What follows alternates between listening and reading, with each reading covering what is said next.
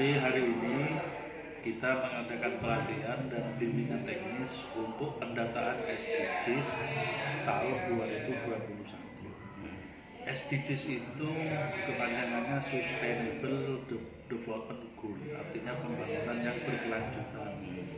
Bahasanya Pak Menteri Kemendes itu pembangunan yang tuntas, pembangunan desa yang tuntas.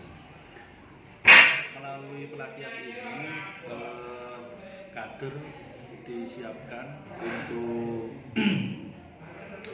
untuk memahami persoalan-persoalan di desa, baik persoalan kemanusiaan, persoalan pembangunan infrastruktur, persoalan pendidikan, persoalan ekonomi, sehingga harapannya sesuai dengan arahan Pak Menteri, tidak ada lagi Indonesia itu masyarakat yang lapar, tidak ada lagi masyarakat yang miskin, tidak ada lagi masyarakat yang bodoh, dan intinya Indonesia tidak lagi tertinggal, khususnya desa-desa tidak tertinggal. Dari formulasi pendataan ini diharapkan Musrenbang pada tanggal Musrenbang tahun 2022 besok harapannya menjadi acuan data untuk perencanaan pembangunan, sehingga anggaran desa yang sejumlah sekian miliar itu sesuai dengan target kebutuhan di lapangan. Salah satu contoh, kemarin kita menganggarkan yang kemanusiaannya Pak ya, itu sedekah sayang. Sedekah sayang itu mirip-mirip bansos, tapi jumlahnya hanya perkiraan. Lalu besok ini harapannya tidak lagi perkiraan, tapi sesuai dengan data di lapangan, sesuai dengan datanya teman-teman yang di hari ini yang dilatih itu. Yang kedua, semacam kayak pembagian susu untuk bumil yang tidak mampu. Bahasanya Puskesmas itu resiko tinggi, terus bumil kayak macam-macam itu, sehingga nanti untuk bantuan vitamin susunya itu bisa sesuai dengan kebutuhan mereka yang memang tidak mampu dikasih susu. Tahun ini kita nganggarkan susu untuk bumil hanya 30 Pak, makanya hanya perkiraan, khawatirnya lebih dari 30, termasuk untuk susu lansia. Bagaimana mereka itu di usia segitu tulangnya masih kuat, pikirannya masih kuat, sehingga anak cucunya masih bisa menikmati umurnya. Terus untuk pendidikan kayak kemarin dialokasikan kurang lebih 4,5 juta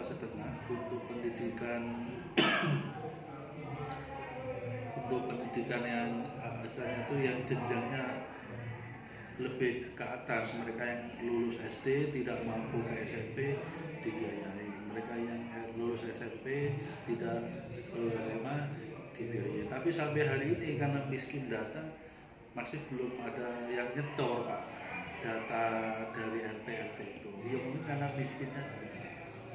Maka dari itu harapan saya sebagai kepala desa, hasil input dari teman-teman ini menjadi acuan di 2022 pembangunan yang merata. Gitu. Ini yang hadir ini siapa ya, boleh tahu Pak? Yang hadir ini narasumbernya dari Banyuwangi 1, kayaknya Mas Sulus itu, terus dari Kecamatan Wonosodo 1, Mas Eko, pendamping dana desa. Terus pesertanya kita pilih kader-kader desa yang memang punya semangat, tidak berpikir upah, tidak kenal lelah. Intinya mereka memang betul-betul kader desa untuk memajukan desa. Terutama BK ini kan sumber daya alamnya bagus, tapi tidak terkelola dengan baik. Hari ini kita kelola dengan baik. Saya kira itu Pak Emir, pelatihan hari ini tujuannya ke sana. Jadi 4 target: Indonesia bebas kelaparan, Indonesia bebas kemiskinan, Indonesia bebas kebodohan, dan lepas dari ketertinggalan. Ini targetnya jika bisa Bengkak sama. Bagaimana Bengkak tidak kena kelaparan, Bengkak tidak kena kemiskinan, Bengkak ya pinter-pinter. Terus yang terakhir, Bengkak tidak lagi menjadi desa tertinggal. bisa bersaing seperti Bangsering sudah naik grade menjadi desa wisata. Desa wisata. Ya, matur nuwun. Ya. Mohon izin Pak, dengan Bapak siapa? Bapak Muhammad Suluh. Muhammad Sido. Dari dinas atau dari pendamping? Saya dari Kementerian Desa Pusat Jakarta yang ditempatkan kebetulan di wilayah Kecamatan Nongsorejo. Nah, tujuan pembinaan ini bagaimana Pak? Mohon dijelaskan.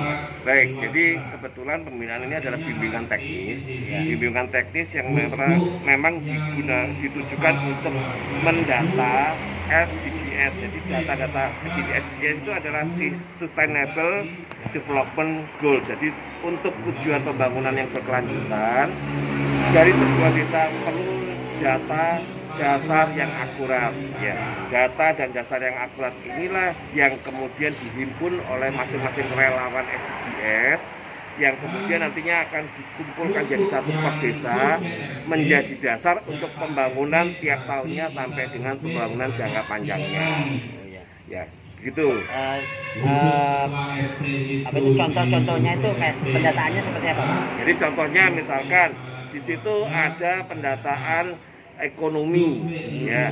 Nah di ekonomi tersebut ada yang ada untuk perhitungan seberapa besar dan seberapa banyak orang-orang yang memang sudah menjadi pelaku ekonomi di masing-masing, dimulai dari masing-masing RT dulu, RT kemudian menjadi desa.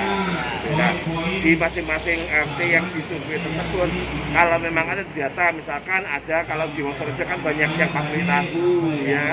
Nah, pabrik tahu dihitung berapa orang, kemudian dari situlah kemudian harapannya ketika nanti proses pembangunan, proses perencanaan pembangunan untuk tahun berikutnya sampai dengan tahun jangka panjangnya ada dasar, oh karena sekian banyak orang berusaha di pabrik tahu, maka kebijakan pemerintah desa memprioritaskan fasilitasi yang terkait pabrik tahu, itu misalkan demikian, salah satu ilustrasi lah. Kayak KTP KK itu bagaimana Pak?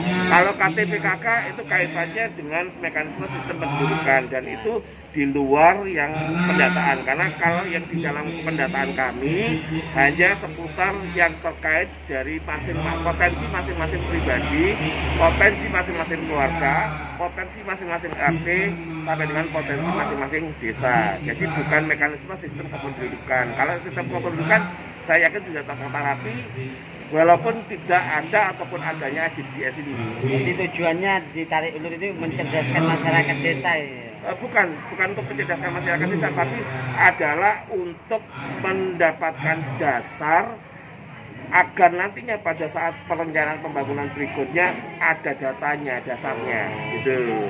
Ya, salah satu contoh tadi misalkan ada pabrik tahu tadi itu, kalau memang banyak maka akan menjadi kurang tepat kalau misalkan ternyata pemerintahan desa ini membuat sebuah kebijakan dana desanya untuk nelayan misalkan, padahal lebih banyak pabrik tahunya, gitu. Nah, salah satunya gitu.